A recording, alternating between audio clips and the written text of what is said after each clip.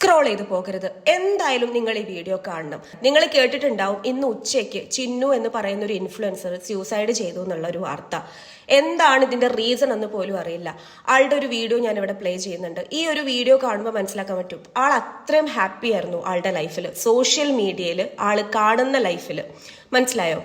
പക്ഷെ ആള് സൂസൈഡ് ചെയ്തു. അതിന്റെ റീസൺ അറിയില്ല.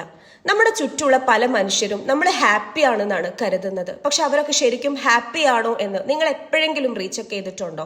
അങ്ങനെ റീചെക്ക് ചെയ്യേണ്ടത് വളരെ വളരെ ഇമ്പോർട്ടൻ്റ് ആയിട്ടുള്ള ഒരു കാര്യമാണ്. ഇന്നലെ ഒരു ബിസിനസ്മാൻ, അത്യാവശ്യം നല്ല രീതിയിലുള്ള ഒരു ബിസിനസ്മാൻ എന്നെ കോൺടാക്ട് ചെയ്തിട്ടുണ്ടായിരുന്നു.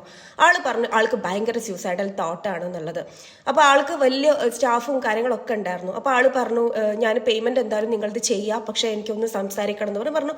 സാർ എനിക്ക് പേയ്മെന്റ് അല്ല, സാർ ഇപ്പം സംസാരിച്ചോ എന്ന് പറഞ്ഞിട്ട് ഞാൻ ആ സാർ കുറച്ച് നേരം കേട്ടിരുന്നു. അതിനുശേഷം സാർ എൻ്റെ അടുത്ത് പറഞ്ഞു thank you Jilva for listening me എന്ന് പറഞ്ഞിട്ട് എൻ്റെ അടുത്ത് പറഞ്ഞതാണ്. ഇന്ന് രാവിലെ ഞാൻ വളരെയധികം എൻ്റെ വളരെ നല്ലൊരു സുഹൃത്തും ഇൻഫ്ലുവൻസറുമായിട്ടുള്ള ഒരു ഫ്രണ്ട് എൻ്റെ അടുത്ത് പറഞ്ഞു ജിൽവ എനിക്ക് ഭയങ്കര സൂസൈഡൽ തോട്ട് വരുന്നുണ്ട് എന്ന്. ആ മൊമെന്റിൽ ഞാൻ അവളോട് കുറച്ച് കാര്യങ്ങൾ ആക്ടിവിറ്റി പറഞ്ഞു. അപ്പോൾ അവൾ പറഞ്ഞു അതിനൊന്നും പറ്റുന്നില്ല എന്ന് പറഞ്ഞു. But I find the time for her. ഞാൻ പറഞ്ഞു വരുന്നത് നിങ്ങളുടെ കൂടെയുള്ള ആൾക്കാർക്കൊക്കെ വേണ്ടിയിട്ട് സമയം നിങ്ങൾ കണ്ടെത്തുക എന്നുള്ളതാണ്. അപ്പൊ നിങ്ങൾക്ക് ഇങ്ങനത്തെ ഒരു തോട്ട് വരികയാണെങ്കിൽ നിങ്ങൾ എന്താ ചെയ്യേണ്ടതെന്ന് ഞാൻ പറഞ്ഞു തരാണ്. ഒരു പേപ്പർ എടുക്കുക. എന്തൊക്കെ തോട്ട്സ് ആണോ വരുന്നത്, നെഗറ്റീവ് ആയിട്ടുള്ള തോട്ട്സ് ആയിരിക്കും, ഇതൊക്കെ പേപ്പറിൽ എഴുതുക.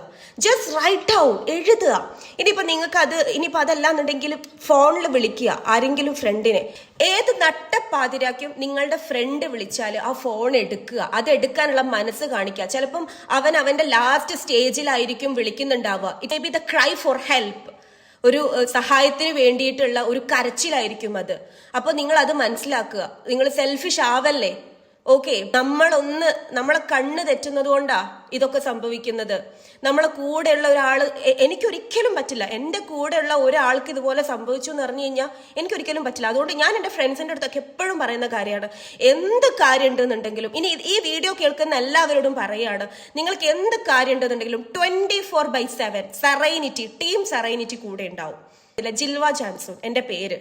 ഞാനൊരു മൈൻഡ് കോച്ചാണ്, വട്ടെവർ, അതൊന്നുമല്ല. ഞാനിവിടെ മനുഷ്യനായിട്ടാണ് പറയണത്. ഞാൻ കൂടെ ഉണ്ടാവും. എന്നെ കൊണ്ട് പറ്റുന്ന രീതിയിൽ ഞാൻ നിങ്ങളെ കേൾക്കും. ഒരുപാട് കാര്യങ്ങൾ ലൈഫിൽ ചെയ്യാനുണ്ട്. പലപ്പോഴും ഏതെങ്കിലും ഒരു പോയിന്റിൽ ഒന്ന് സ്റ്റക്ക് ആയതായിരിക്കും. അതൊന്ന് ജസ്റ്റ് നമ്മളൊന്ന് ടച്ച് ചെയ്താൽ മതി, അത് റെഡി ആവും. കൂടെയുള്ള മനുഷ്യന്മാരോട് പറയാനുള്ളത്, പറ്റുന്നതാണെങ്കിൽ നിങ്ങൾ ആൾക്കാരുടെ ഫോൺ എടുക്കുക, മെസ്സേജ് നോക്കുക, റീചെക്ക് ചെയ്യുക. കൂടെയുള്ളവർ ഓക്കെ ആണോ എന്നുള്ളത് ചോദിച്ചുകൊണ്ടേയിരിക്കുക.